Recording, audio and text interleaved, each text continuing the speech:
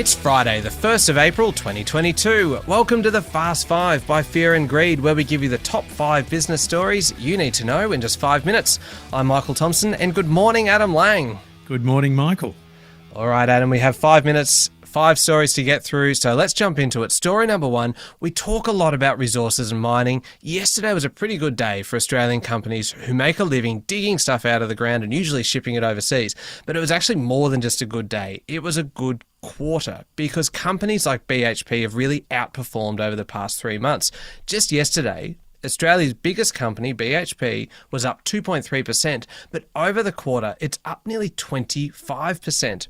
But the other thing we need to talk about in terms of miners is where the mining boom is going, because we could be on the cusp of a major surge in demand for our rare earths and our critical minerals, and it's all about the US trying to secure supply chains. The majority of these rare earths are produced by China, and as tensions rise, the US needs to lock in supplies. That's right, Michael. Critical minerals and metals like lithium, nickel, zinc, copper, graphite and cobalt are used in mobile phones, in flat screen monitors, wind turbines, electric cars, solar panels and all sorts of other high-tech applications. And as we shift towards renewable energy sources, these resources are becoming even more valuable. Federal Trade Minister Dan Tehan has been in the US this week, meeting with the US Commerce Secretary, and that's helped clear the way for US funding to flow into Australian critical minerals projects. It's good news for local miners of rare earths and critical minerals and metals. While the big miners dabble in the sector, this sector is dominated by small and mid-sized miners and explorers. Think about names like Lynas, Cobalt Blue, Iluka Resources and Liontown Resources. Yeah, it's a fascinating sector and one that does look like it's set up for a pretty impressive future. Story number 2 today, Adam.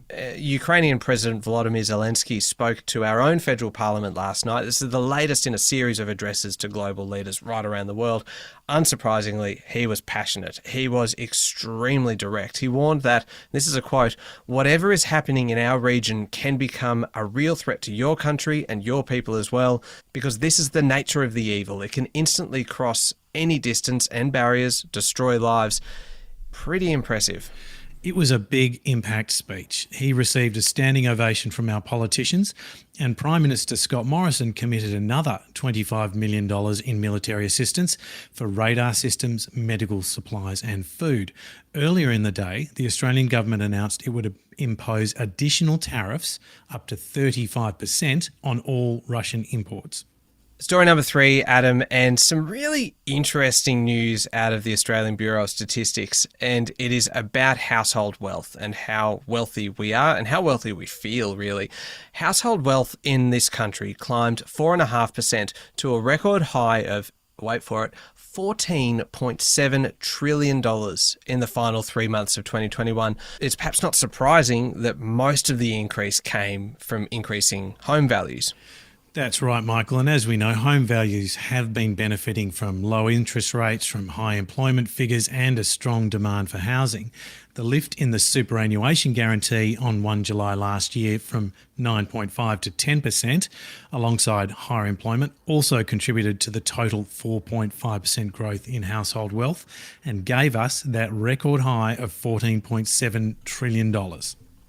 All right, story number 4, Adam, and it makes sense that this is story number 4 because there is a 4-point plan in it. It is Qantas's 4-point plan on how it intends to achieve its 2050 net zero emissions target and an interim 2030 goal to cut emissions by 2025. Obviously, airlines like Qantas are really under pressure to reduce their emissions because they use so much fuel and they're flying all over the world. Can you give me the 4-point plan in about 15 seconds flat? Go. That I can, Michael. Number 1, increasing the use of sustainable aviation fuel. 2, reducing waste, including eradicating single-use plastics by 2027. Number 3, increasing fuel efficiency by an average of 1.5% every year through to 2030. And 4, boosting involvement in carbon offset programs.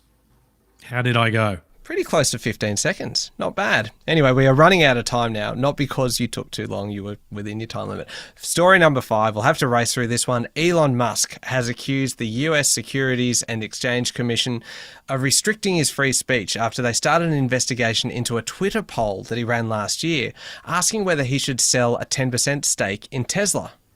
Elon Musk is a fear and greed favourite, and he has a history of run-ins with the SEC. In 2018, he reached a settlement with them that required Tesla's lawyer to pre-approve his public comments, which may affect Tesla's share price. In court this week, pushing back against the latest SEC subpoena, Musk's lawyer said that settlement was a violation of Elon's right to free speech. The lawyer also cited lyrics from rapper Eminem in his written submission. Now, Eminem lyrics aren't usually used in court to persuade judges, but Elon is an unusual billionaire. The judge is yet to rule. All right, there we go. The top 5 business stories in just a touch over 5 minutes. Thank you very much, Adam. Thank you, Michael. It's Thursday, the 31st of March, 2022. Remember, hit follow on the podcast, and if you want something a bit longer, find our longer daily show called Fear and Greed on your podcast platform. I'm Michael Thompson, and that was the Fast 5 by Fear and Greed. Have a great day.